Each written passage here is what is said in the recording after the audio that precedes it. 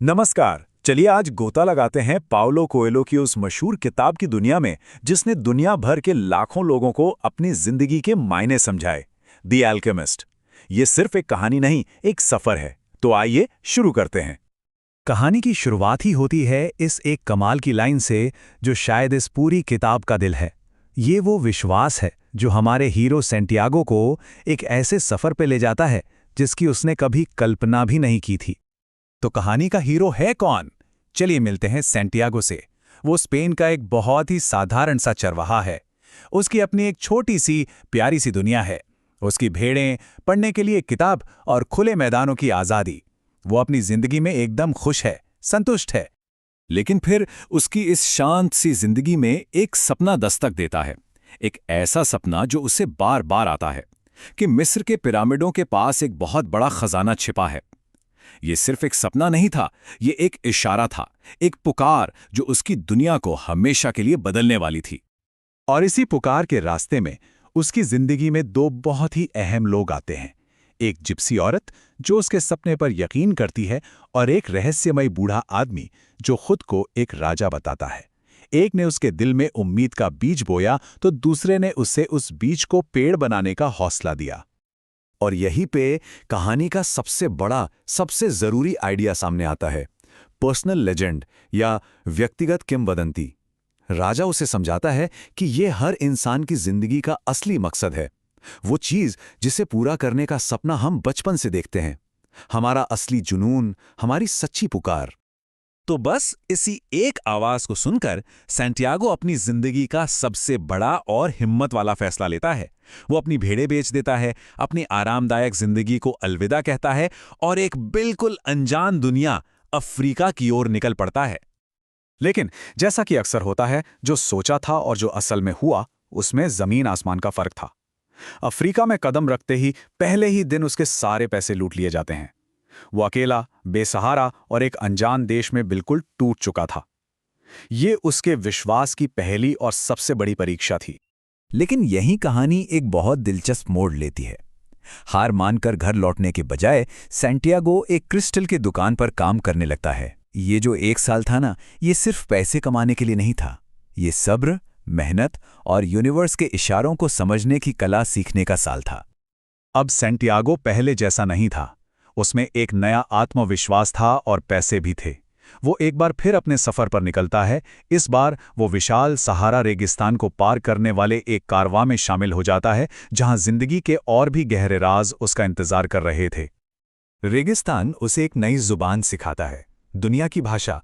अब ये कोई जादुई भाषा नहीं है, बल्कि ये अपने दिल की आवाज सुनने, अपने आसपास की दुनिया को गौर से देखने और उन छोटे छोटे इशारों को समझने की कला है जो कायनात हमें भेजती है। यहीं पर वो एक और बहुत गहरा शब्द सीखता है, मकतूब। इसका मतलब है ये लिखा हुआ है। ये किस्मत के आगे हार मानने की बात नहीं है, बल्कि ये इस बात पर भरोसा करने की सीख है कि जो होना है वो होकर रहेगा। हमें बस अपने सफर पर यकीन रखना है। और हाँ, हर अच्छी कहानी की तरह इसमें प्यार भी है। रेगिस्तान के बीचों बीच एक खूबसूरत नखलिस्तान में सैंटियागो को फातिमा से प्यार हो जाता है। अब ये प्यार उसकी सबसे बड़ी ताकत भी है और सबसे बड़ी परीक्षा भी। क्या वो अपने प्यार के लिए अपने सपने को छोड़ देगा? चलिए अब कहानी के उस हिस्से में चलते हैं जहां सैंटियागो ने अब तक जो कुछ भी सीखा था उसे जिंदगी की सबसे बड़ी कसौटी पर परखा जाने वाला था। एक दिन आसमान में दो बाजों को लड़ते देख सैंटियागो को भविष्य का एक भयानक संकेत मिलता है कि नखलिस्तान पर हमला होने वाला है। वो हिम्मत करके कबीले के सरदारों को चेतावनी देता है, और यही वो कदम था जो उसे उस इंसान से मिलवाता है जिसका जिक्र पूरी कहानी में होता आया है, द अल्केमिस्ट। और फिर उसके सामने एक ऐसी शर्त रखी जाती है जो सुनने में ही नामुमकिन लगती है। एक दुश्मन कबीले के लोग उसे पकड़ लेते हैं और कहते हैं कि अगर जिंदा रहना है तो 3 दिन के अंदर खुद को हवा में बदल कर दिखाओ, वरना मौत पक्की है। अगले 3 दिन ये सैंटियागो की जिंदगी के सबसे मुश्किल दिन थे। उसे वो सब कुछ आजमाना था जो उसने सीखा था। वो रेगिस्तान से बात करता है, हवा से मिन्नतें करता है और सूरज से प्रार्थना करता है।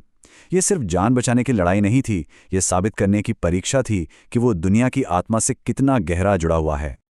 इस नामुमकिन को मुमकिन बनाने के बाद सैंटियागो अब अपनी मंजिल के दरवाजे पर खड़ा था। पिरामिड अब ज्यादा दूर नहीं थे और कहानी अपने आखिरी मोड़ पर आ पहुंची थी। महीनों का सफर, अनगिनत मुश्किलें और ढेरों सबक, इन सब के बाद आखिरकार वो दिन आ ही गया।